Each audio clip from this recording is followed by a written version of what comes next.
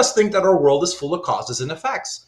Things don't just happen randomly, but often, if not most of the time, things are the way they are. Events happen because of other things or events that are their causes. A kitchen window is shattered into 100 pieces and a rock is found lying outside. A cookie jar is empty and crumbs are found scattered beneath it.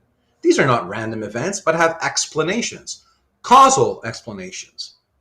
Causation is what the philosopher David Hume called the cement of the universe. It is what ties together the various disparate things that happen. Although much of contemporary metaphysics concerns questions of ontology, since the beginning of our discipline, philosophers have also been interested in questions about the connection between the various objects and events in our world and what are the reasons things are the way they are. If one seeks a complete account of the nature of our universe and what it's like, it doesn't seem sufficient to merely list the types of entities there are, objects, properties, and events. We want to know as well the nature of the relations between these events and objects, which ones are tied causally to which others, and what these causal connections come to. In Chapter 6 on persistence, we saw that Aristotle appealed to the distinction between matter and form to explain the behavior of material objects, how it is that they're able to survive through changes, and in what these changes consist. For Aristotle, ordinary changes consisted in a substance, some matter, coming to take on a new form. But Aristotle, too, thought that more ingredients are required to provide a complete explanations of why things are the way they are. A complete explanation should provide an account of an object's so-called efficient cause, and also its teleological or final cause. Now, this is a part I was going to trim, but I'm going to keep it in there because it'll come back when we talk about free will next week. So that's why I'm talking about what I'm talking. Just be mindful, we won't do any it won't do any lifting for us today, given the nature of the chapter, but this will come back next week. So final or teleological causes concern an object's events or event's telos or purpose. The telos of an object is that for which the object was created, what it was made for, the reason why it exists, or the way it is at a given time. Teleological causes provide an object or event's end, purpose, or goal. For example, the final cause of a window is to let in light. The final cause of my riding a bike today is to get to school. Today, especially due to the influence of naturalism and general skepticism about purposes and scientific explanations, many metaphysicians tend to deny that objects, especially natural objects, have final causes. Just as an aside, I think that's where we all take a wrong turn. Our best scientific theories tend to not appeal to purposes or goals to explain why things happen or why objects are the way they are. So the naturalist argues, neither should we appeal to teleological causes in metaphysics. Philosophers of a more theistic persuasion tend to be less skeptical about final causes. However, the present chapter will focus on the species of causation that is most commonly discussed by metaphysicians on both sides of the naturalist-theist divide. We will set aside final causation, although it certainly is an interesting issue whether objects do indeed possess purposes or final causes that can explain why they are the way they are. So just going to put this in a language that I hope will be memorable for you, right? What we're putting aside here is, let's say there's an object, right? Can the object be pulled, or are objects always pushed? And what we're going to do in this chapter is we're going to rule out the idea that objects can be pulled. I think that's bad for things I won't go deep dive into right now, right? But Aristotle thought this. Aristotle thought that objects are both sometimes pulled and sometimes pushed. The conception that you've probably inherited it comes from early modern metaphysics, right? Is that the only causation worth the name is pushed causation, not pull, right? And so you want to ask, what are the things that happened before, right, that account for why the thing is the way it is right now? And that would be what Aristotle called efficient causation. That's what we're going to focus on this chapter. Just to give you a heads up for why I think this is important. Remember we talked about how when we're discussing composition, we've got good reason to think that living things stand apart from other things because they're fighting entropy, right? They're replicating themselves. They're fighting the heat loss and decay by replicating their parts and having a metabolism. Yeah. Well, here's the thing, right? I think there's good reasons, and this is my like views in philosophy, right? That's not so much stuff that's in the book, but if you want to know where I stand and why I think this was a wrong turn, I think we've got really good reasons to think that living things are pulled. They're not pushed, Like the reason why you came to class today wasn't because a gust of wind moved you, right, to sort of hit the on button on your computer. You have a goal. You want to complete this class and you're pulled. And if you have to revise the theory of reality to make room for push the pull, not just the push, and so be it. I think a good account of reality needs to have that in the same way that a good account of reality needs to really draw a line and say, look, living things are distinct. There's something fundamental that's happening there. That's my aside of why this is going to come back and haunt us next week when we talk about free will, because a lot of what's going to happen with free will is you come down to thinking that there are such things as pull causes, not push causes.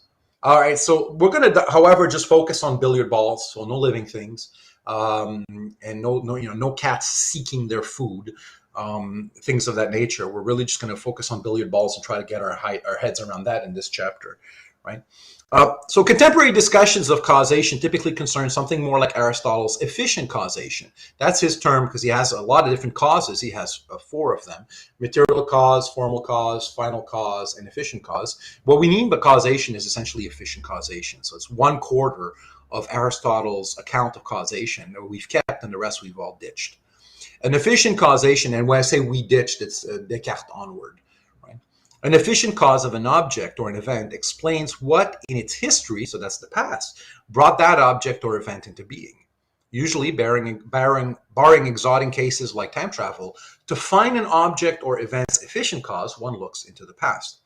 The efficient causes of objects are the processes that brought them into being. For artifacts, some kind of manufacturing process. For humans, the coming together of a sperm and an egg. The event's efficient causes are to be found in other events or actions. 2 events involving one naughty child may be the efficient cause of both a window shattering and the emptying of a cookie jar. So if you can imagine, let's make a bunch of dominoes falling on one another, right? The dominoes are falling, and they're going to top these upright dominoes, right? And you want to understand what led to that by looking at the past. And it's not like in this case there's a pull cause. The dominoes are looking forward to toppling over. There's no goal that they're directed to, right? That's inapplicable for them. And we're just going to be focused on domino cases. And domino cases is not so much, well, they have to be things, but mainly events, right? These events that happened before explain the events that are happening now. That's the formula. Events that have happened before explain events that are happening now. And then that's the ball of yarn we're going to be looking at. All right. So in this section, we will consider a puzzle about the nature of causation from a later period in the history of philosophy that continues to inform discussions of the topic to this day. This puzzle concerns how we could even learn about causal relations. This philosophical problem was raised by David Hume. Hume was a defender of empiricism. So empiricism is the view that our knowledge and understanding of the world comes entirely from experience. For Hume, it's not that we cannot form ideas of things we haven't actually seen with our eyes, or heard, or smelled, or tasted, or felt. But any new ideas we form must ultimately be complex ideas built up out of the ideas of things we've already experienced. For example, we can easily come to have the idea of a unicorn, even though no one has ever seen one, by combining the ideas of things we've seen, like a horse and a horn. One can easily have the idea of a 1 mile wide golden sphere as well, even if one hasn't ever seen one of those, by combining the simple ideas of goldness and roundness and of being a mile wide. It is this form of empiricism, that is, if this form of empiricism is appealing to you as it was to Hume, then you might start to worry, as he did, about how we could ever form the idea of a causal relation between objects. Surely we can perceive objects and events, and if we want to talk in Hume's way, we can say that we form sense impressions of them. But do we ever directly perceive the causal relations between the objects and events? And that's exactly where we left when we were talking, Tristan and I and everybody else, about our billiard balls. What about this thing in between? You don't see that, right? This thing in between. You see the ball, right? Here's my, hold on, I'm trying to make a ball here. You see a ball, right? You see the ball, but there's no like between that you get to see, right? Surely we can perceive objects and events. If we want to talk in Hume's way, we can say that we form sense impressions of them. But do we ever directly perceive the causal relations between the objects and events? Is there a sense impression that we can form of a causing itself, the causing? To take a silly example, say your friend sits across a table from you and quickly drinks a pint of beer. He then becomes red in the face and stumbles around drunk. There's a clear case of causation, if anything is, right? I mean, like his drinking causes his redness and stumbling. But although you may perceive his drinking and perceive as well his subsequent redness and stumbling, do you perceive the causal link between the drinking and the redness and stumbling? What would that even look like? But then if Hume is right, and all of our ideas are built up out of simpler ideas copied from sense impressions that we've had, kind of like the unicorn, then how is it possible for us to ever have the idea of a causal relation linking the drinking and the redness and the stumbling? Like, you've never seen such a thing, and neither have I. A key part of the trouble is the concept of causation makes for the empiricist is that the causation is typically thought of as a necessary connection between events. Effects seem to be events that follow as a matter of necessity from their causes. An effect doesn't just follow a cause, it has to follow since the cause occurs. So again, it's not optional. So here's our billiard ball. Earlier it was billiard ball number 8. Right? Here's billiard ball number 5, right? And if billiard ball number 8 did what it did, it's not like, well, now we'll see what happens. If really 5 is caused by 8, whatever happened here requires in a necessary manner that this then go this way, right? It's not just this kind of like, well, they happen to succeed each other. We have really the notion of cause. If we're going to put a cause here, not just an and, right? This other arrow here, right? The arrow of the 5 moving, that's not up for grabs. That's not like, well, we'll see. It's like, no, it has to happen, right? It has to follow once the cause occurs. If let's go back to the example from the author, right? If your friend quickly drinks a pint of beer, then if this drinking is indeed a cause of his subsequent redness and stumbling, it's a sure thing. The universe guarantees that he will get red and stumble around once he drinks the beer. But although we may perceive the effect to follow the cause, it is hard to see how we may perceive it following the cause with necessity. Notice the italics. Where's the necessity? What does that look like? As the cause really making the effect happen rather than simply happening before it. And this goes back to what we were saying with the cause and the end, right? The cause has to happen by necessity. What does that even look like? And strictly speaking, what does that even look like? You know, it's like we're both looking at the same thing. I can describe to you balls, but necessity, what does that even look like? It doesn't look like anything. What would you point to empirically to justify that? It's not perceivable. A natural thought is that one may view our idea that one type of event is the cause of another type of event as constituted by our idea of the regular succession of events of these kinds. So what was it, Emily, last time? Remember we put that comment on the shelf, Emily? We're coming to that now, right? That's the sort of the natural idea that you want to turn to make sense of this stuff. If an event of a given kind follows in just one case, we might not view the sequence as indicating a causal link. But if this happens regularly, that is, time after time, again and again, then this would seem to suggest that what we're seeing is a case of causation. Yeah, you see that? That captures exactly what Emily, like, that reflects that she had. She's like, well, wait a second. This happened before. This always happens, right? We got a whole body that we can generalize from, a data set that's huge. Right? How many billiard balls have been hitting one another from the beginning of time? And they've always done this. It's like, well, look at that regularity, right? That regular succession of events. So returning to the previous example, we may have observed the quick drinking of a pint of beer to be followed by redness and stumbling, not just in this one circumstance, but in all several instances in the past. That redness and stumbling follows drinking with regularity. If so, we may infer from this that quickly drinking pints of beer is the cause of redness and stumbling. So remember, we have these visual premises, and we want to say, well, let's say in this case, right, a pint of beer, and then you have redness, and then you have stumbling, right? And then, well, this happened a lot. So pint of beer, redness, stumbling, right? Pint of beer, redness, and stumbling. And look, my kids could do this, right? Pint of beer, redness. All right, so fill in the blanks, people. What should I put here, and what should I put here? What should I put here? What letter should I put in?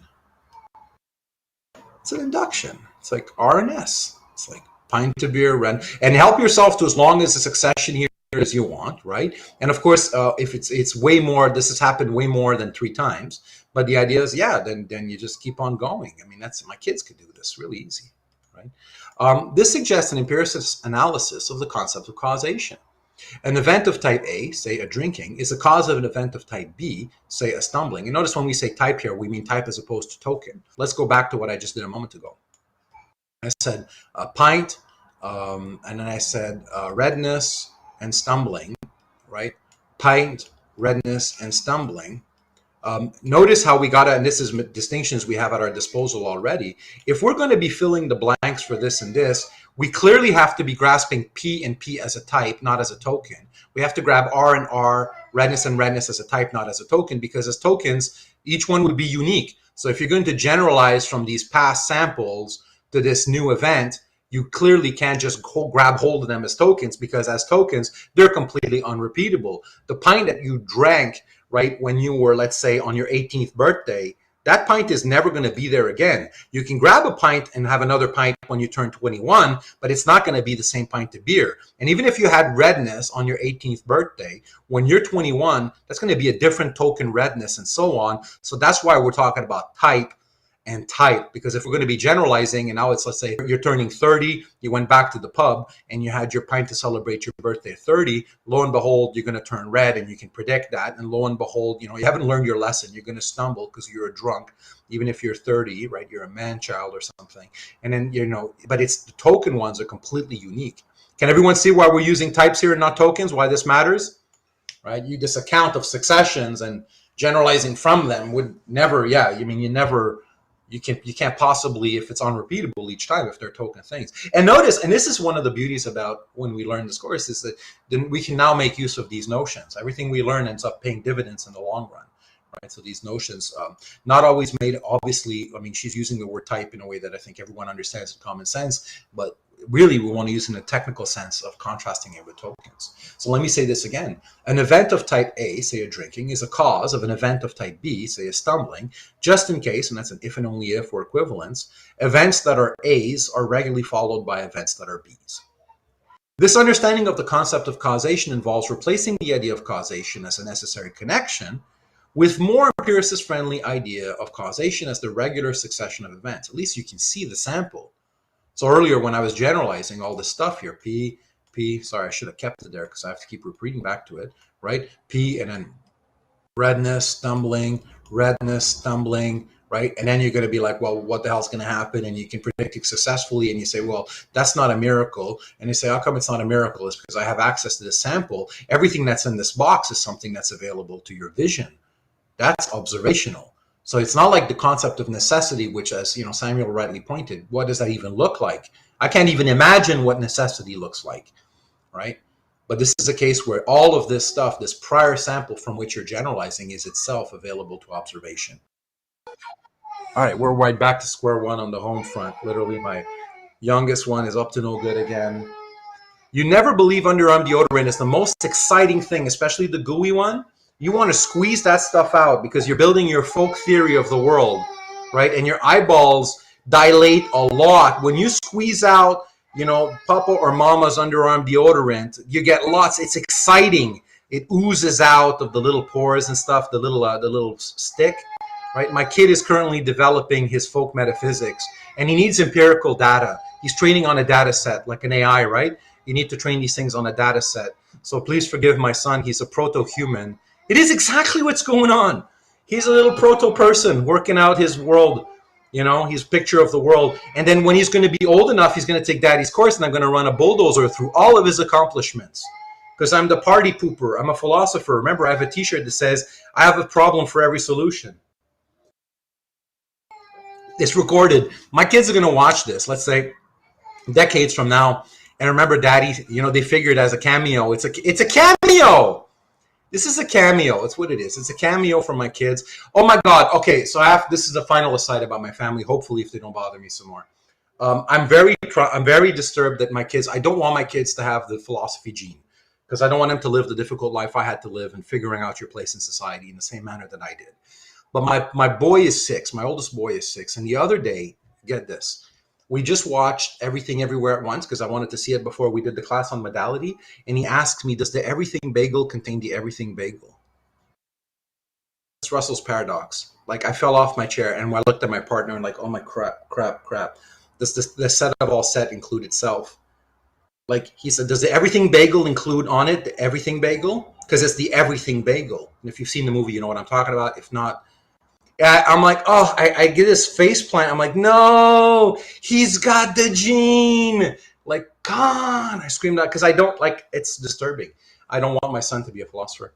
Yeah, I don't know if maybe that even occurred to you while you're watching it, right? The everything bagel is in this kind of like vortex, so it's because it includes the everything bagel. All right, so all of this stuff, this thought that we've been looking at right now, that Emily was smart enough to sort of propose, she's reinventing Hume's wheel.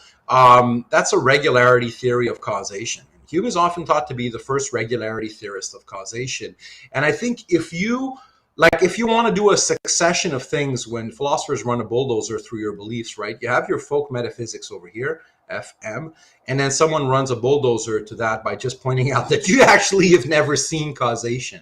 You have evidence for and, but no evidence for cause, right? Then you probably move on to a regularity theory, right?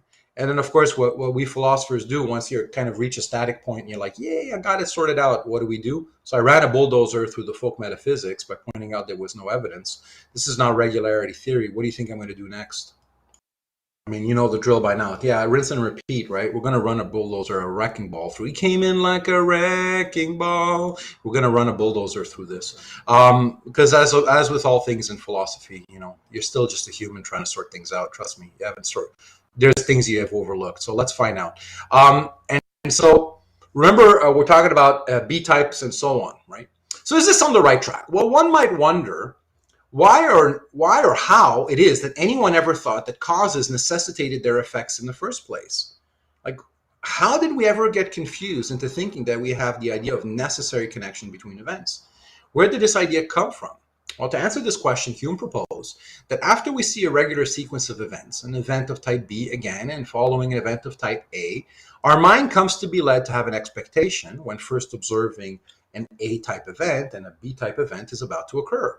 This impression we have, this feeling upon experiencing one event and that another is about to occur, is where we get the idea of something like a necessary connection between events. Kind of like when I was talking about the neonates tracking with their eyes that the circle is going to come on the right side of the space of the shape. That's a habit. Once you form the habit, it generates expectations, and there's a feeling of expectation that you then reify or turn into something like necessity. And we mistakenly think this impression in our minds corresponds to some external necessitating force between the events themselves. That's like Hume has now to account how we got this mistaken idea of necessity. And he says, well, we get it by basically turning our expectations into things out in the world, right? Necessity would be us projecting, let's say, here's our mind. You can imagine the mind being divorced from reality. I'm not a fan of that picture. Here's reality, right? And what you have is a feeling of necessity.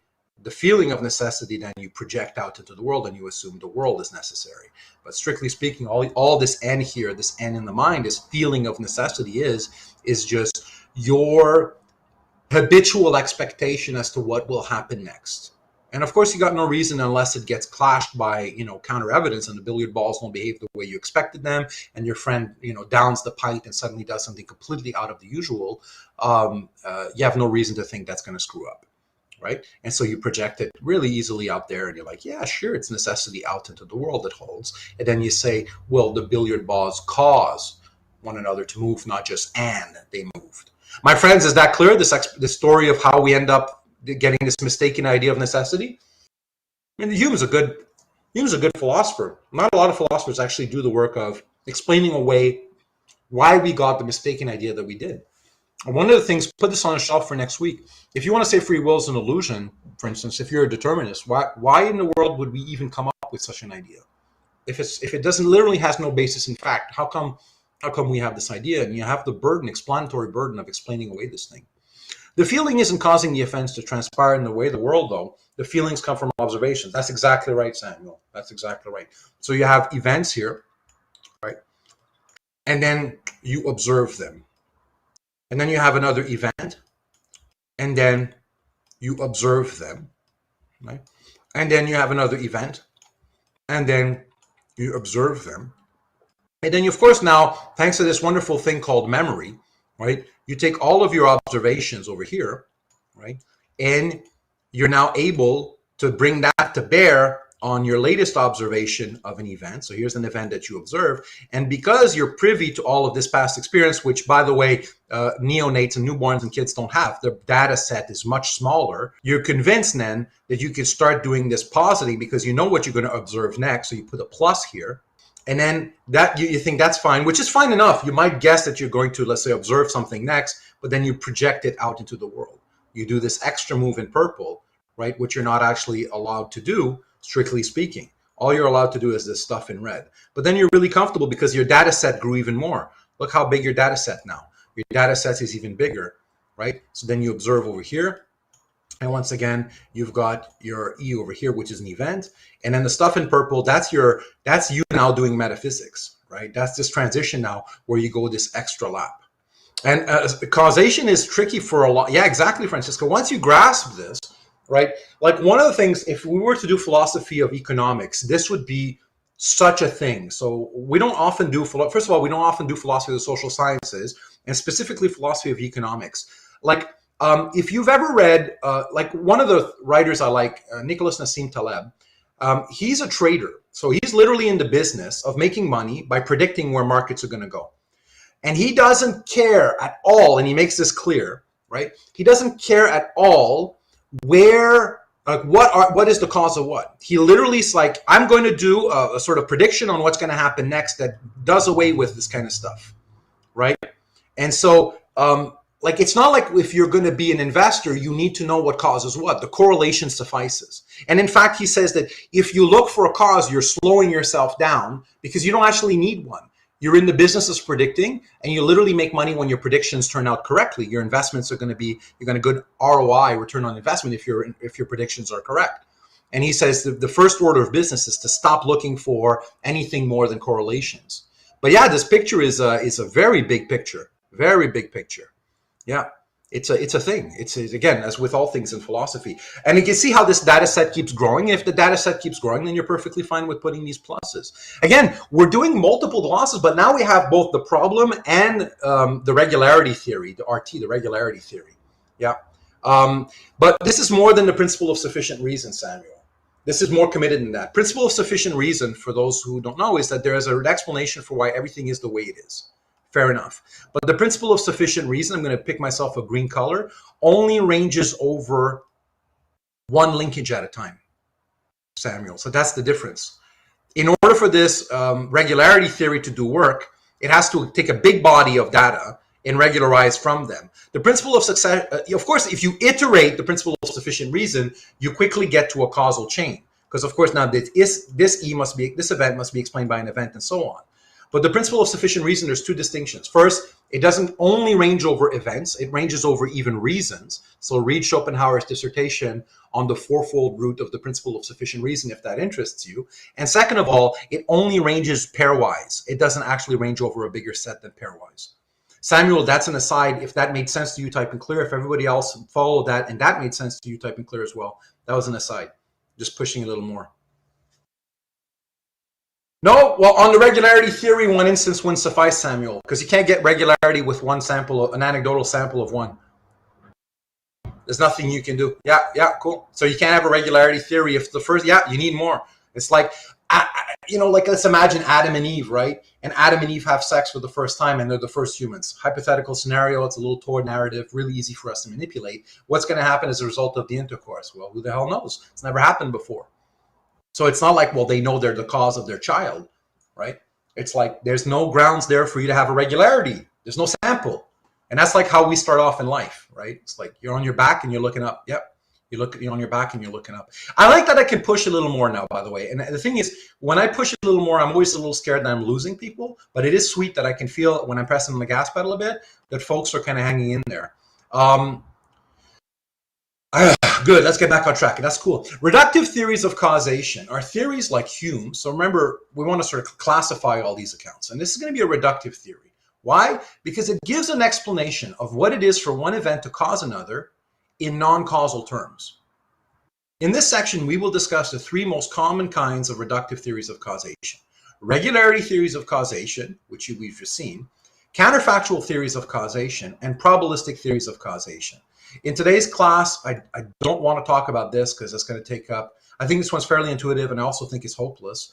This one's cool because it kind of goes back to the idea of possible worlds. And this one we're going to give a little more love to, but then I want to move on because I think it's one that we've now wrapped our mind around. There are many forms of regularity theory causation can take, starting with the simple version discussed by Hume. Here's the simple regularity theory. An event of type A causes an event of type B just in case A and B actually occur, and type A events are regularly followed by type B events. So you take back my billiard balls, right? You can say that the billiard ball 8 caused the billiard ball 5 to move, just in case, well, yeah, 5 moved and 8 moved, both moved, right? And typically when a billiard ball comes and hits another one, then the other one goes, right? That's a regularity. They do follow one another. And that's the simple regularity theory. And we can see it's a reductive analysis of causation, since the explanation of what is on the right side of the just in case, right, makes no use of causal notions. Of course, you don't want to assume the very thing you're trying to prove. And so what you're doing is you're talking about it in non-causal terms. So you translate causal talk into regularity talk, because the regularity talk, at least we can see. I can ask you, where are your receipts? Where are the observations you saw? And presumably you could, if you had security camera footage in some billiard ball, a pub, you could show, right? There would be evidence for all of the previous happenings of billiard balls. It's something that someone could have observed and recorded. So it's not like you have to appeal to an unseeable, because neither my eyeball nor a security camera can see necessity, but it can certainly see a large sample. Right? And so what you do is you translate into the things you can observe, and this would be the simple regularity theory. A natural thing to say in response to a case like this is that causation can't be mere regular succession, but must involve something more. The effect must somehow follow the cause, not just as a matter of coincidence, but as a matter of the causes entailing the effects. But what sense of entailment do we want? Logical entailment seems too much to require.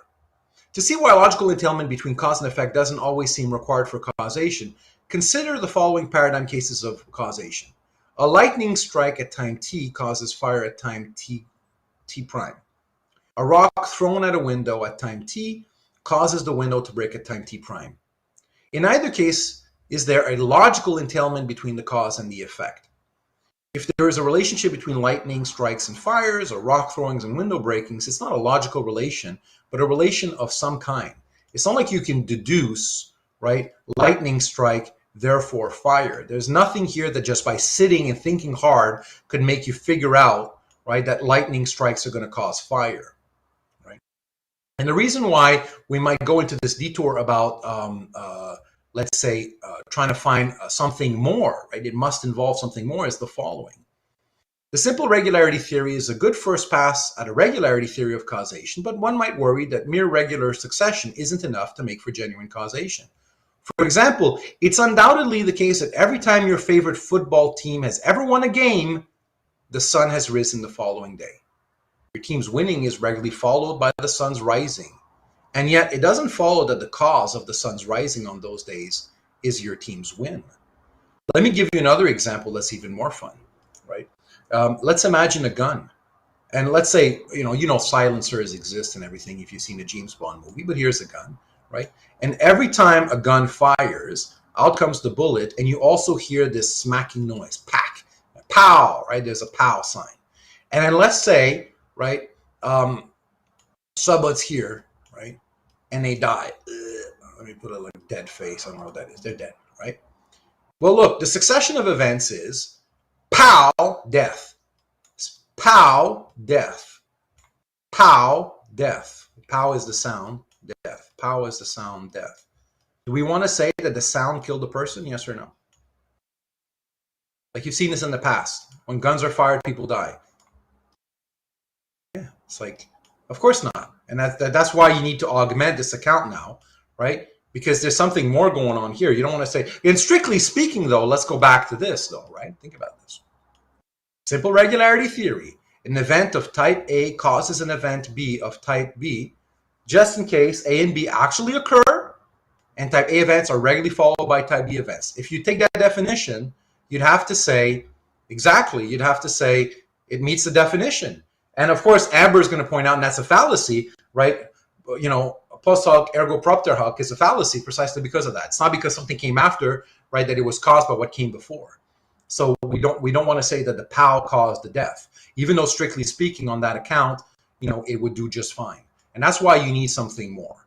So instead, many regularity theorists have suggested that causation requires that the effect be entailed by the cause, not on its own as a matter of logic, because we saw that's hopeless. How can you possibly sort of deduce what's going to happen as a result of just thinking harder about one thing, right? But as a result of the laws of nature. For example, a regularity theory of this kind might look like this. So this is gnomic regularity theory. So you augment it with something else.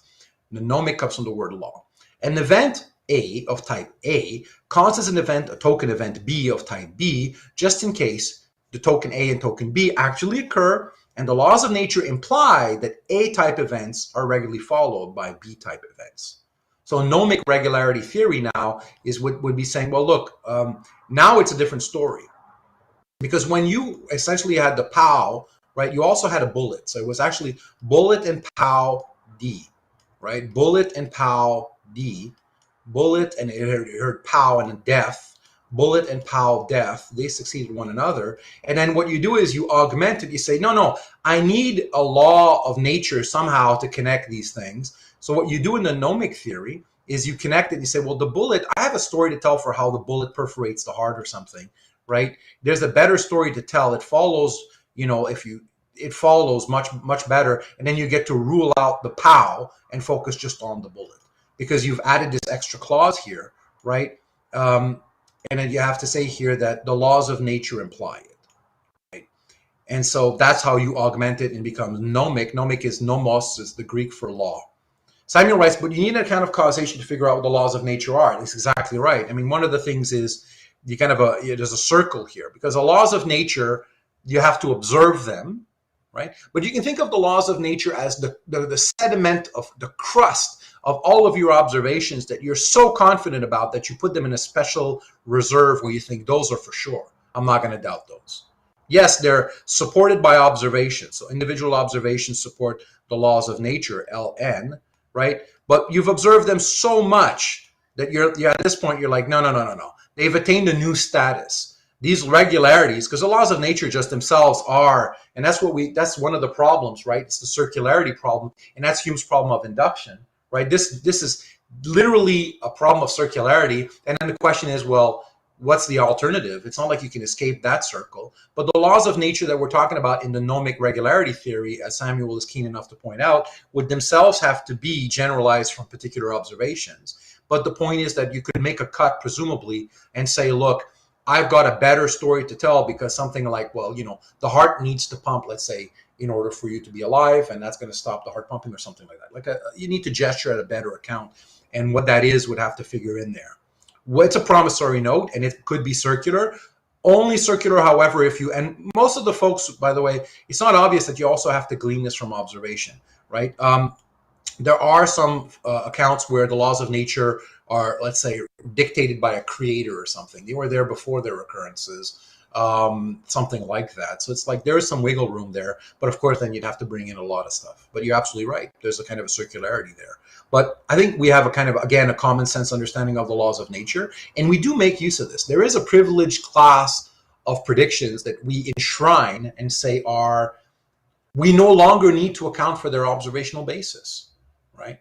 Like what goes up must come down or something like this. Like we're happy with saying, yeah, that's drawn from observation, but really it ranges over everything or something like that, right? And we call those laws of nature. Problematic idea, and in some sense, if you sort of zoom in on it. But that would be the gnomic, at least that's the idea. That's the augmentation that you put on the simple account. Can everyone see that augmentation for what it is? Type in clear if that's clear. Question if you got a question. Whether or not it's successful is a different story. We'll run a bulldozer through that, right? So just to recap here, right? So we had our folk metaphysics. We ran a bulldozer through that. Darn. Then we had our regularity theory, right? And then we ran a bulldozer through that because, well, it's not the sound of the gun that kills the person, but the sound of the gun accompanied all the firing. So might as well say that that's the regularity. And now then we had the gnomic regularity theory, and we're about to draw a bulldozer through that. That's where we are so far. So Francisca had mentioned how it's nice to kind of summarize and represent all the views. And notice that these are argumentatively, like you see an objection, you meet the objection. You see an objection and you reply and you keep fine tuning, but that's the succession. Is that helpful, everyone? That's the recap. Yeah. So folk metaphysics wasn't mentioned in the book, but we got to start there, right? We just posit causes. No, we don't actually solve causes, so we backtrack to regularity theory. No, that's too permissive, so there have to be something like the laws of nature in the mix. No, that's not going to work out. Why is that not going to work out? Well, let's find out by flipping the page. The laws of nature don't entail that the sun will rise tomorrow, nor do they imply that if your football team wins today, the sun will rise tomorrow. This fix works to rule out the sort of case that is a problem for the simple regularity theories. And in general, it works to avoid counting cases of succession by coincidence as cases of causation. You don't want to get cases of succession by coincidence into the mix. You have to sort them out. This wasn't just a coincidence. This was caused. The nomic regularity theory also seems to nicely capture those cases we ordinarily think of as cases of causation.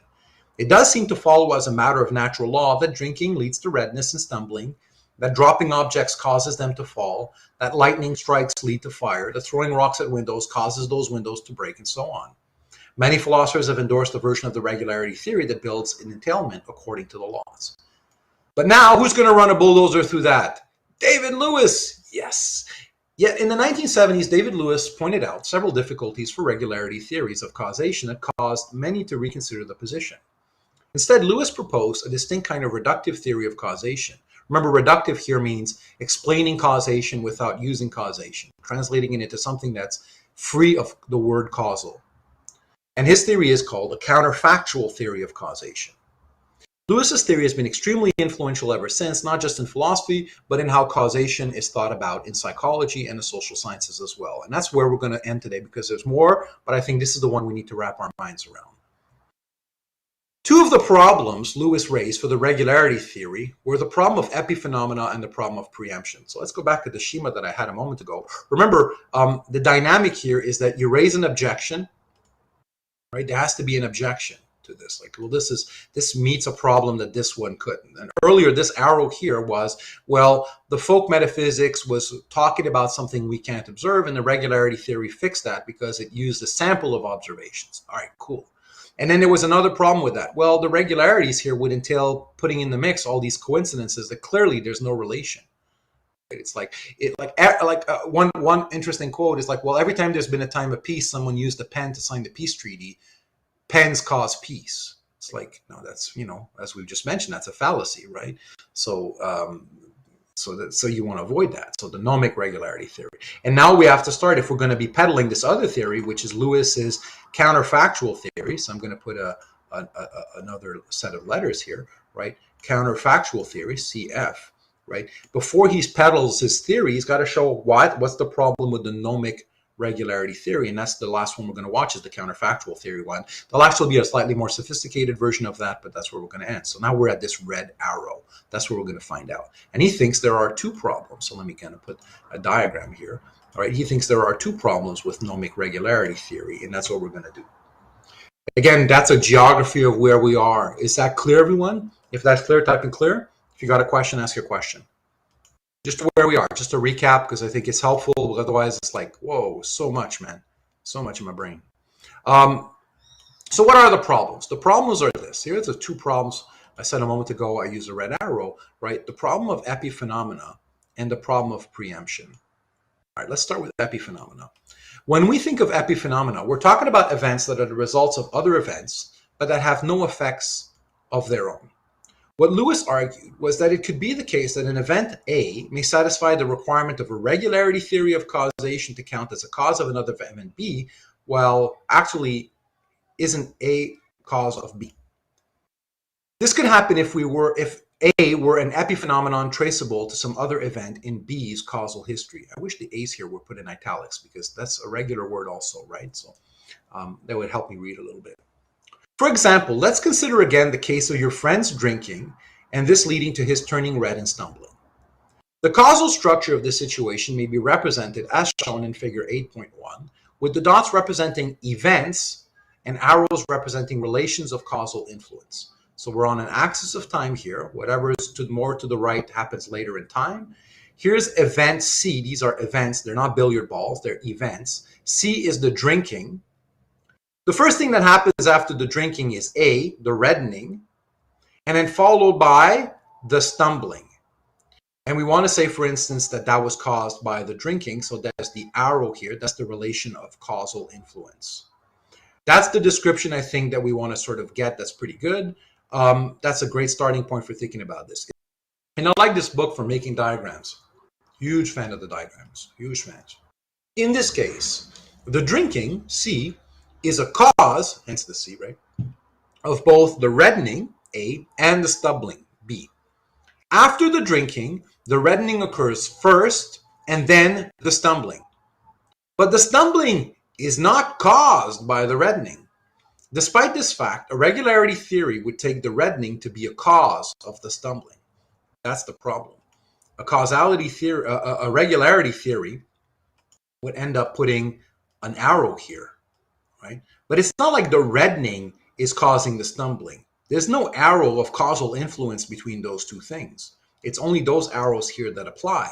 But if you have, strictly speaking, a regularity theory, right, you'd have to put an arrow there. And because the laws of nature entail the drinking will be followed by first a reddening and then a stumbling, the laws entail a reddening will be followed by a stumbling. So there is something in the account of what's going on biologically, if you will, with the laws of nature that would make us want to put an arrow here. But of course, we know that it's not the reddening that causes the stumbling. And this is what the regularity theorist says is sufficient for the reddening to be a cause of the stumbling. But now clearly we see the problem here, right? The reddening is an epiphenomenon. It is caused by something earlier in the causal chain, namely the drinking, but it doesn't have any causes of its own.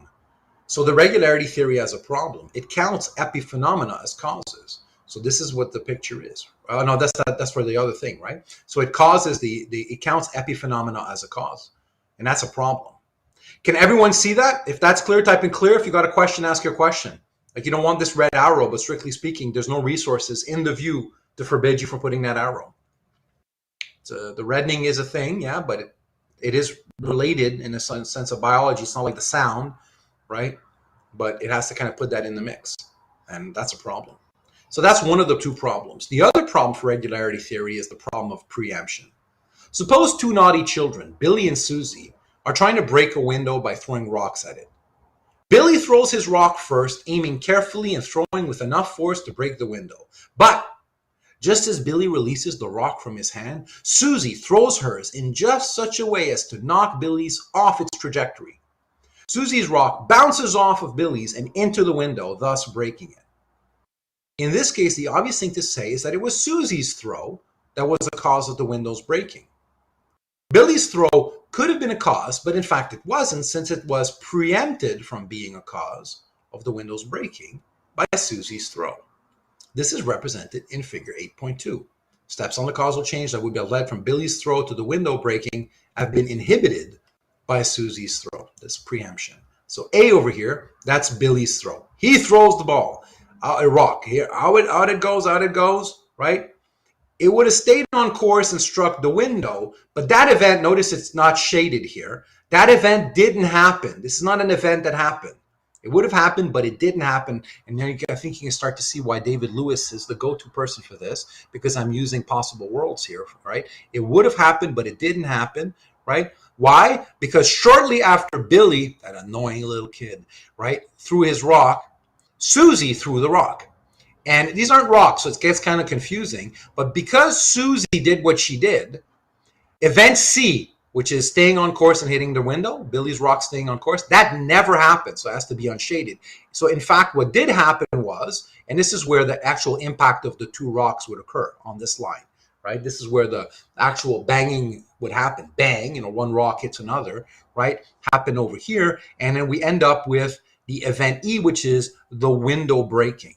It's kind of annoying because the schema just looks like rocks hitting one another. And that's where I just want to emphasize, when you're reading this diagram, to read it properly, this is not tracking balls, this is tracking events, right? And this is not the point of impact between the rocks. The point of impacts between the rocks would happen somewhere between Susie's throw and the window breaking. And of course, the window breaks because it was Susie's rock that actually hit the thing. Let me pause and see if that's clear, everyone. If that's clear, type in clear. If you have a question, ask your question. Is there a reason why there's still an arrow between C and E? Yeah, because it would have. That's all woulds. It's the preempted cause. We're tracking what could have happened. Because otherwise, like take Susie out. Yeah. Have a thought experiment. Remember, put Susie out of the picture for a second. Let's imagine we airbrush Susie out, right? Here's what we can all figure out what would happen if that were the case. So let me airbrush Susie's event. So I'm airbrushing Susie out. Then this event would not have been preempted. And as a result of not having been preempted, then this would have been shaded. And if that's shaded, then E breaks. And it would break, E would be the window breaking, and it would break on account of Billy's throw. Pearl, does that, Abigail, does that answer your question? That was a nice prompt and to let me sort of play with the diagram a bit. Yeah. Pearl asked, this is less clear to me. Why can't we say that both A and B were the cause? They worked together. This wasn't a case of causal overdetermination because it's not like both rocks hit. Ultimately, Pearl, you want to do justice to the fact that one rock hit the window. There's other thought experiments when you have two kids throwing rocks and simultaneously both rocks hit the window. This is not what we're doing. That would be a situation of causal overdetermination, right? This is not the case. Ultimately, one rock hit the window, and that's the situation. It's a slightly different one, and you want to track that nuance. That's the one that Lewis wants to meditate on. Pearl, do you see that? And then he's going to. We're not done thinking about this case yet. So remember, he wants to see why this is a problem for the nomic regularity theory. Yeah. And how many causes, Samuel writes, how many causes can you ascribe to an effect? Just one? Well, potentially many. The example I just gave is, let's say two identical twins throw identical rocks at the identical same time towards a window, and the rocks hit the window identically. You can say, this is an interesting question, and we could open that ball of yarn, but that's not the one we're tracking now. There were two causes, or you can say there was one cause. It was one just complex event, right? That's a whole other ball of yarn. Yeah. And there's not obvious that, for instance, there has to be only one cause. So let me give you an example. Like, let's say, for instance, I do the following. It's not obvious that we have to limit ourselves to causes anyways. And let me give you an example. Let's say this is me with my finger. And because I'm a living thing and I'm able to do pull causes, not push causes, nothing prompts me apart from my goal. Here's my goal. I want to destroy the end of the world. I press a domino, and then the dominoes are knocked over one another, right, by efficient causation, and they hit the nuclear button arsenal, right, that Vladimir Putin has, and that results in a nuclear mushroom, and everyone dies. What caused the end of the world? Well, you could say this did, this did, this did, this did, this did, and if you're Aristotle, you could say this did. So Samuel, you're going to have more causes, right? You see that? Like, it's not like, yeah, you and each of the, like, do you see that? So anyways, when you have a causal chain, eventually they'll have to talk about more than one cause. So you want to say simultaneous cause, but if they're simultaneous, why not take them as a whole? If I do a drop kick, do I give you two kicks? That's a great example I just thought on the go. So everyone knows what a drop kick is, right? Just I'm using like when I give you a drop kick, like in wrestling, and both feet hit you on the chest at the same time, am I giving you two kicks or one kick? And depending on what your answer is going to be to that, then you'd be like, well, your views on the windows hitting, I'd say one. So then, well, the two twins hitting their things, how's that different from a drop kick, right? And if you say it's different, it's because you can suppose one without the other. You can do the airbrushing that I just did in response to Godlow's, I forget who was talking, right? I think it was Emily or whatever, right? Do you see that? Like the reason why you would say, why the drop kick has to be one thing is because you can't have one leg without another, but you can suppose one child without the other when there's the two kids hitting the rock at the same window at the same time. Yeah, and the supposition means we're going to take a trek in the possible worlds. We're going into the possible worlds once again. This is a possible world, everyone, by the way. Huh? Look at this. This is a possible world. Can everyone see that? Type in yes if you can see that, no if you can't. It's a world in which things happen differently. It's a world in which, Susie didn't do what she did. Yeah, that's a possible world. And of course, we're in the realm of possible worlds because we're dealing with, the possible world maestro himself, David Lewis. All right. And so let's first see why preemption, because this is the basic setup.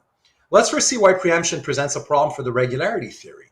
What makes this the case of preemption, and again, you'll have to meditate on this. It's not obvious. You have to, some of this stuff is going to sink only after rereads and sleeping. What makes this a case of preemption is that the preempted cause, Billy's throw, on its own, seems to have what it takes to cause the windows breaking. It occurs, the effect occurs, and events just like Billy's throw are regularly followed, according to the laws of gnomic regularity theory, by window breakings. And so according to the regularity theory, it counts as a cause of the window breaking. But it's not a cause of the window breaking. Only Susie's throw is. It was, like as I pointed out to Pearl, only one rock ultimately hit it. It was Susie's rock. Thus, the regularity theory has another problem. It counts preempted causes as causes, not just epiphenomenal causes as causes, but preempted ones as well. Like, think about this. Like, this A here, this event, meets all of the criteria of gnomic regularity theory. Like, both things have to have happened. Yeah, he threw and the window break, right? And moreover, it's augmented with a real contentful relation. You know, the breaking relation itself is not just like a sound and death. There's a real, you can give more meat to what's going on. Yet, nevertheless, it wasn't his rock that broke the window. It was a preempted reason why it didn't, but nevertheless, the event A itself would meet all of the markers of the account that we had a moment ago. My friends, is that clear? Type in clear if that's clear. Question if you have a question. And I love giving glosses on these things because it always is, every time I teach it, a little clearer for me as well, right? So I'm learning as much as you are by explaining it over and over. If you're lost, type in lost. Because that's also a thing, right? When I touch base with you. And it's not like, luckily this is the last one that we're looking at. I'm going to do a detour in Possible Worlds. Actually, I want to do a detour in Possible Worlds. Actually, let me just do a little more of counterfactuals, and then we'll talk about Possible Worlds. All right. So the account Lewis proposed as a replacement for the regularity theory. So now it's the broken pottery rule. He has to replace it with what he just destroyed. So let's go back now. So earlier we were here. Let me see if I still have those drawings. All right. So we said there were two problems with gnomic regularity theory. First problem was it counts epiphenomena as causes. Strictly speaking, you follow what it says in this box here, right? Gnomic regularity theory. You end up counting the pow of the gun as a cause of the death. What was the cause of death? And you're in court, you're a forensic specialist. It was a really loud gun. And then the other thing is the preempted cause, right? Billy's throw. Technically speaking, the event of Billy throwing the rock met all of the requirements, yet nevertheless, it's not what it caused, so it's too permissive. Those are the problems. And now where we are in the dialectic is we're now going to give the counterfactual account. So now that we know what's wrong with gnomic regularity theory, we're about to figure out counterfactual theory. And that's the last thing I wanted us to look at today. We're going to find out what it is, and we'll experiment a little bit with it. Is that clear on the blueprint of our geography now? We did our 2 lines. Now we're looking at CF. We're looking at counterfactual theory. And again, part of that is for me as well. I want to track where the hell we are because, it's not easy. It's not easy. All right, let's zoom in here. All right. The account that Lewis proposes a replacement to the regularity theory of causation, and here I wish he was a little more strict, to the gnomic regularity theory, because that's strictly speaking what he's replacing, right? Begins with the notion of counterfactual dependence between events. Recall from chapter 7, a counterfactual is a conditional in which one supposes that something occurred differently than it actually did. Some examples of counterfactuals are, if kangaroos didn't have tails, they would topple over. If Paris were in England, then people would speak English there. If Susie hadn't thrown a rock, then the window would still have broken. Notice these are counterfactual conditionals. They're conditionals because they're if-then, but this is not exactly the way our world actually unfolded. Lewis proposes to analyze causation in terms of counterfactual dependence, where one event E, the effect, counterfactually depends on another event C, the cause, hence the E and the C, just so you know why she's picking these letters. In case, had C not occurred, then E would not have occurred either. Note, Lewis's analysis analyzes causation in terms of counterfactual dependence. He does not analyze causation as a counterfactual dependence. Lewis's original account of causation from his 1973 paper Causation is the following. Cause causes effect just in case, so here's what needs to be met, both need to be met. The events C and E both actually occur. And notice when we say actually here, you can think of like, well, it has to actually be in our world. And there is a chain of counterfactual dependence running from C to E. Of course, you want to know what's counterfactual dependence. And what it is for there to be a chain of counterfactual dependence running from C to E is for there to be some sequence of events starting with C and terminating with E, such that every event in the sequence counterfactually depends on the event that immediately precedes it in the sequence. In some cases, this chain will involve only C and E.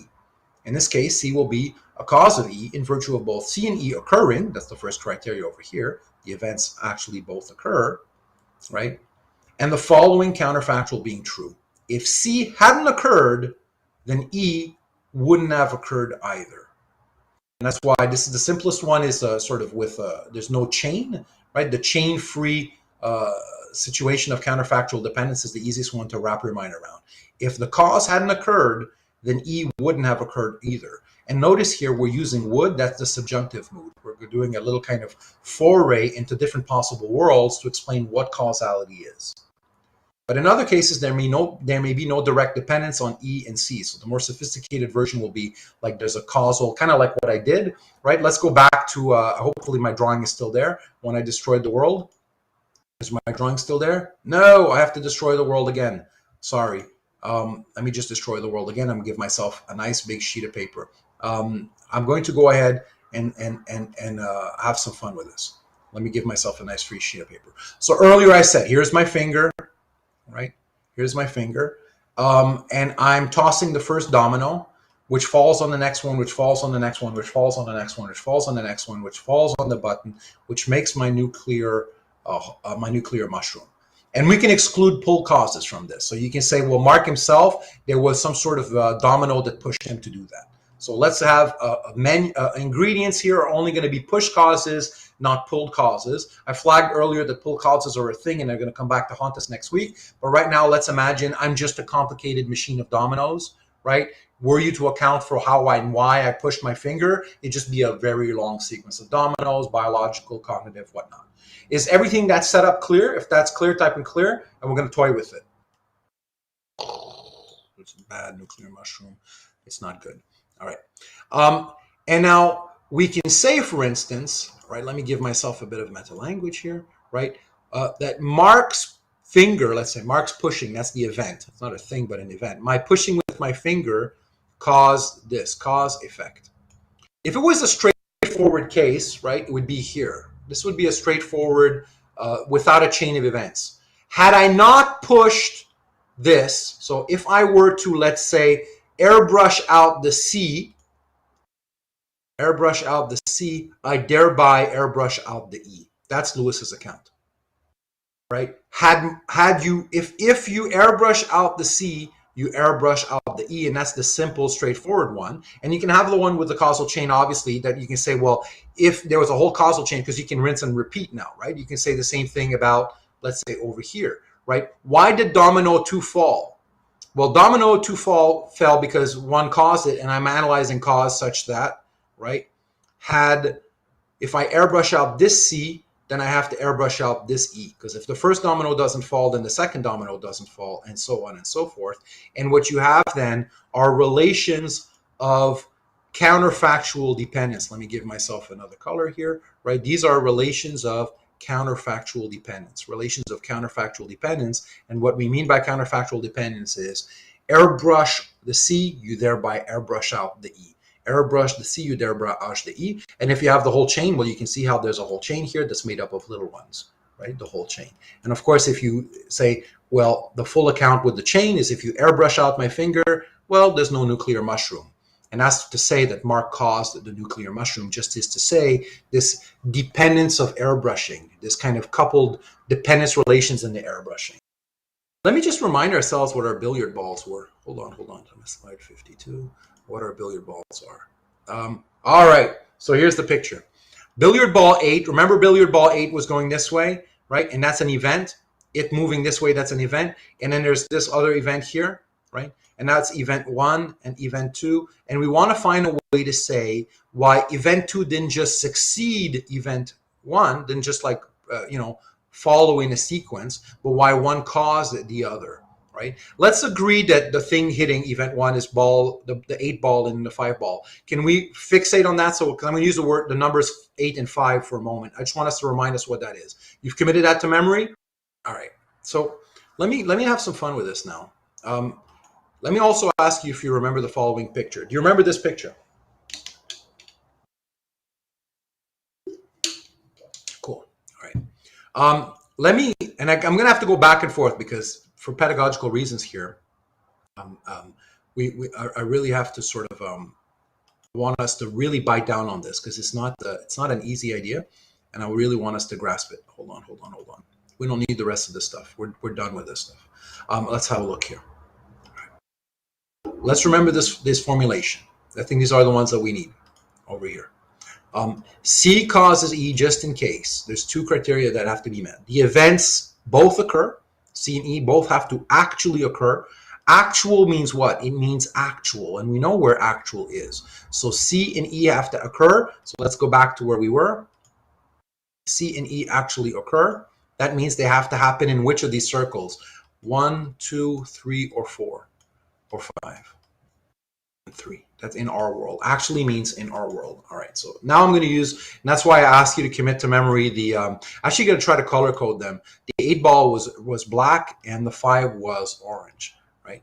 Oh, that's way too fat. Actually, you know what? I'm going to make big dots because that's even better than remembering numbers. Big dots are even better. That's the 8 ball. Do we agree, everyone? That's the 8 ball. Let's have it as a convention. This dot's the 8 ball. Cool. 8 ball. Thank you. We agree on that.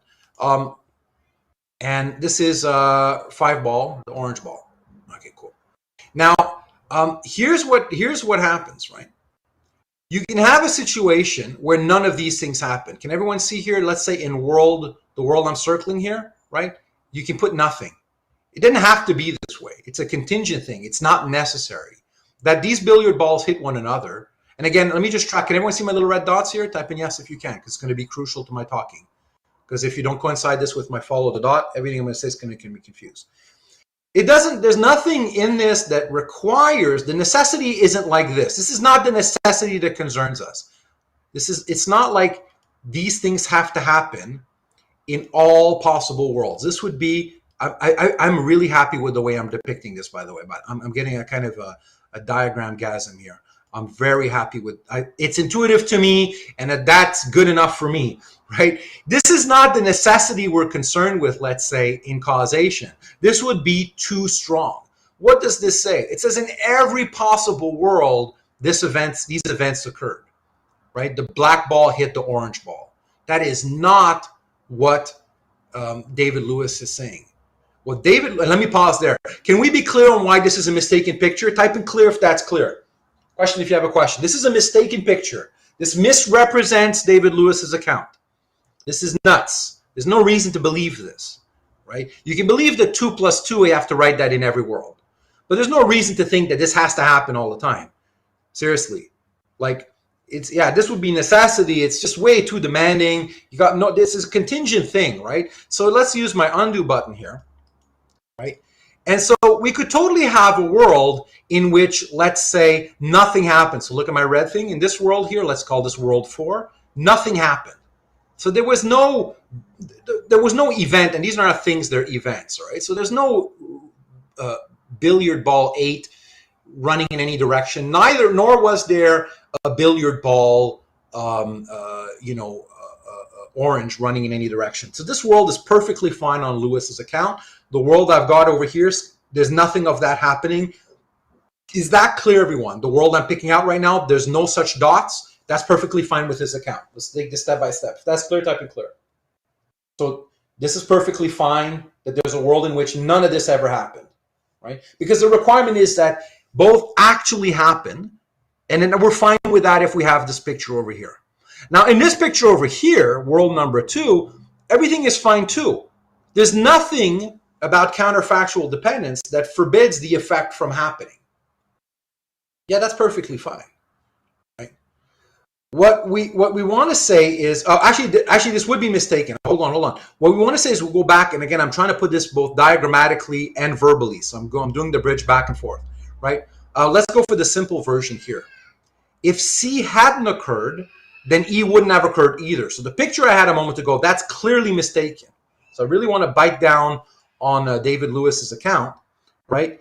If the black ball doesn't happen, right, then you'll never get a situation with the orange ball. So you can have a situation, where you have just a black ball, but you cannot have a situation where you have just the orange ball, because this would be a clear case of if you airbrush the black, the cause, you thereby have to airbrush the effect. Let me just put this in. I'm struggling with my tools here. Let me just find the right tools for the job, right? This is wrong. This would be incorrect. This is perfectly fine. World 1 is perfectly fine. World 2 is incorrect. World 1 is a requirement. World 4 is perfectly fine, and so on, right? But for the cause, the effect never happens, right? That's a nice slogan. If it weren't for, when you mean but, you mean if it weren't for the cause?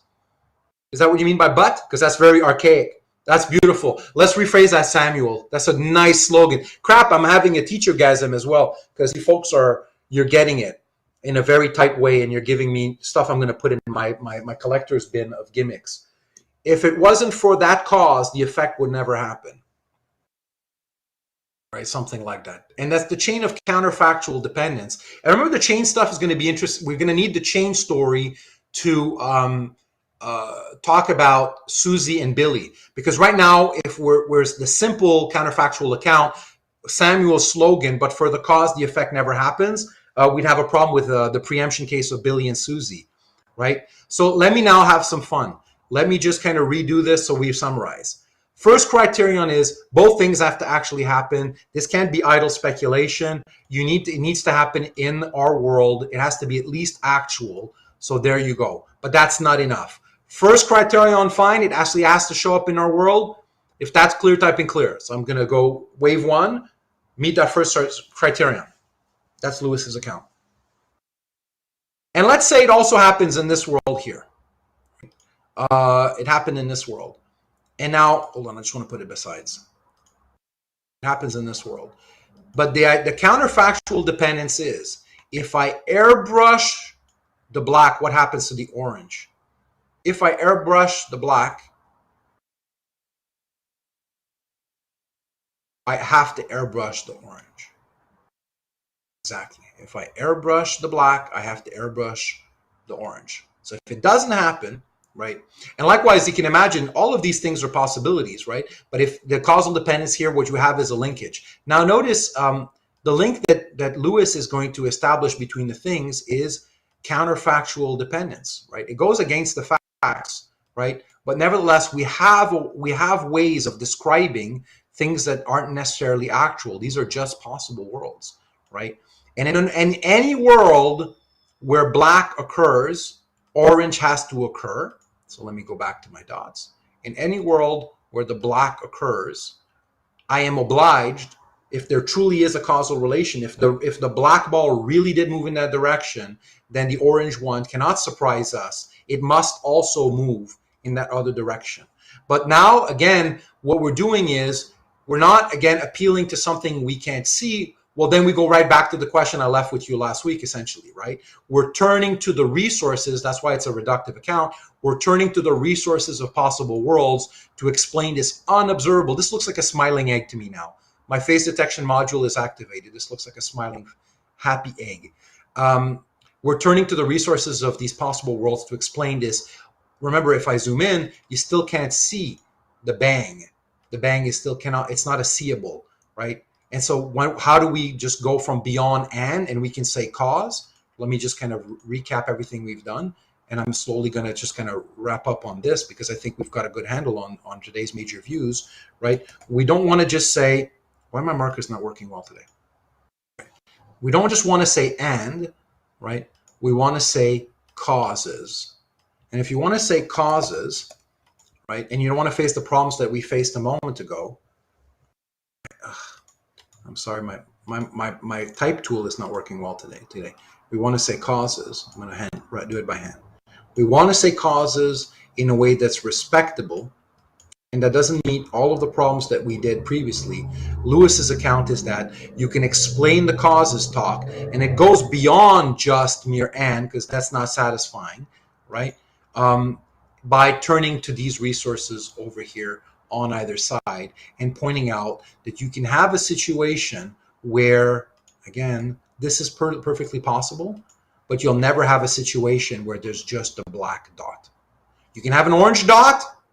In our world, there has to be an orange and a black dot, but there is no possible world in which there is a black dot, yet not an orange dot. I'll say it again slowly. According to Lewis, in order for say that the black dot event caused the orange dot event, it has to actually happen in our world, right? So it has to actually happen, which means it takes place in this world, our world, or the world we happen to find ourselves in. It can happen elsewhere. It doesn't have to happen. And in every possible world where black happens, orange happens. You can have orange without black, right? But you can't have a situation where, actually, no, you can't. Again, I've effed up this one. Let me tighten this. You can't have a situation like this. But if you airbrush, but you can't have the orange on its own. Proof me, everyone. I'm trying to diagrammatically represent this, and I'm exhausted because it's 2 hours and 15 minutes of teaching. Did I get this right? Proof me, everyone. This is where my brain's starting to 12, 40, 14. Yeah, you can't have a black but not orange. Cool, thank you, because I get confused. It's just starting to get too much to me now. Yeah, the black can be on its own, right? But just really say that the orange was caused by the black, just to say that if you airbrush out the black, then you airbrush out the thing, because the causal direction runs in one way. Exactly. Causal direction is always unidirectional, right? It's not like you could conceivably, let's say, the ball could be rolling because you hit it with your stick, right? So let's go back to the scenario over here to see what that world would look like. Let me go back to my billiard balls. You could have, remember I said there were these events, right? Let me go back here. Hold on. This event that started here, right? It doesn't require, right, in some sense, that it be that particular cause. But if you are going to say that it was caused by 8, you're going to say it wasn't caused by something else. Because that could be my pool cue over here that I hit the orange ball with my pool cue. There's no 8 ball in the picture, and I hit it. And the motion of 5 would be the same. But when you say that the cause was 8, what you're saying is precisely not that it was a pool cue, but you're saying it was 8. And were it not for 8, what was Samuel's? But not for 8, 5 would not have moved. It's a paraphrase of, it is 8 that caused 5 to move. Can you see that? But not for 8, 5 would not have moved is to say that I am now making a commitment that 8 was the cause. And what I mean by that is, if you were to remove that and there were, like, keep everything else constant, because it has to be actual. And by the way, there's no actual cue stick. Remember the first requirement, the 2 things have to happen. And there was no cue stick in this world. I didn't actually hit it with the cue stick. Right, so the first requirement is that both things actually do occur. So I have to remove my cue stick here. It's not a cue stick that's ever actually happened. Yeah, so that it fails on the first criterion. I don't actually have a cue stick. I didn't actually hit it with a cue stick. What actually happened was this is good meets the first criterion. This is good meets the first criterion, and this meets the second criterion. Criterion 1, both events have to occur. Yes. Criterion 2, there's a relation of counterfactual dependence running such that were I to airbrush the 8, I thereby have to airbrush the 5. I've done this several washes now. Is that sinking in, everyone? This is me trying my absolute darnest to convey stuff that is difficult. Am I making? Can people feel this? I can't read your body language, remember? So it's crucial that you let me know if you're good. And I want to make use as much as possible of the tools we did for the modality stuff, right? We have tools. Oh, thank you, Pearl. It's so hard. Oh, Pearl, you said earlier, Pearl, how hard it was to explain this stuff, right? And Samuel, I love how you just said, yeah, look, Samuel brings it home really beautifully. It sort of relies on actual evidence and possible world counterfactual reasoning. That's beautifully put. There's observation and there's suppositions of what could have happened. And the suppositions of what could have happened, that's our trek into the fancy world of last week. Right? Or what could have happened. Beautiful. Wow. Okay. Can I say this was a good class today? I'm throwing in the towel. My brain is fried. Fried, but good fried, like a good fried chicken, right? Like Church's chicken. And I don't like Church's chicken. I like what is that one my partner likes? Yeah, my brain hurts. My friends, oh, holy cow, was this fun. And I'm trying, one of the things I'm trying to do probably more than the book is I'm really trying to tie together. First of all, I'm using more visuals and I'm using simpler examples in some sense, although the book is really commendable in that regard. And I really want to tie in everything.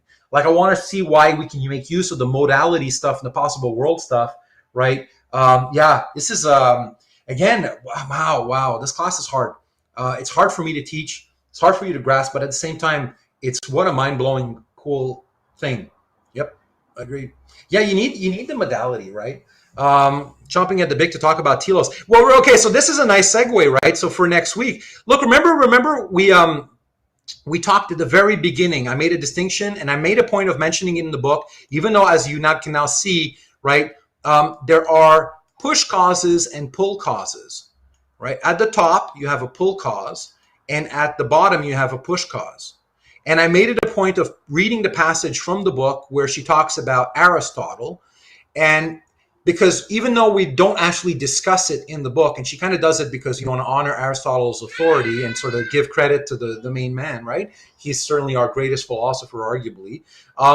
We said that we would put aside pull causes. And everything we've tried to do in this entire course so far has been to explain causation, understood in the sense of efficient causation, which is push causes. Next week, we're going to see, can I paraphrase apparent cases of pull causes into a purely push cause language? Is it possible for me to paraphrase all of the things that look like goal-directed behavior into actually just more causally determined chains of events, understood in whichever manner? You can end with the cause counterfactual account of this week, but that's the thing. And one of the things that's going to be messed up is, and I flagged this earlier, is that the best reason you would have for thinking that there are pull causes is if you agreed when we did the composition chapter that there's something to being a living thing, right? That being a living thing, a whole, right? There's a difference there between an organ and an organism, that you are radically unlike your computer, right? That your computer breaks down. You constantly repair yourself. Your computer overheats and is dissipating its heat. You are constantly regenerating heat to combat heat loss, right? And so the composition question is going to come into the picture, and the causal question is also going to come in the picture. So everything in this class, hopefully, and I know it's hard, but at least hopefully, I think you can see this, everything comes together in one unified picture because we live in one reality, and you'd want to have a theory of everything. Let me just check with everyone. Does everyone else see a little smiling egg? Or is it just me? Like a happy little egg. He's just the happiest little Eggman. He's the cutest, like, hi, I'm an actual cause. Both of my eyes occur, and were my left eye be closed, my right eye would be closed also. I can open one and have only one, but there's a relation of asymmetry there such that, yeah, it's Gudatama. It's a cameo. So earlier we had a cameo by My Crazy Kids, and we're having a cameo by Gudatama. That's right. Metaphysics for toddlers. Metaphysics for kids that say, does the everything bagel include the everything bagel? Does your toddler need a metaphysics class? Send them my way, and I will drive a bulldozer through his folk metaphysics. My friends, we did an amazing class. Did you enjoy today's class? Enough questions as it is. I had a great class. Thank you, everyone.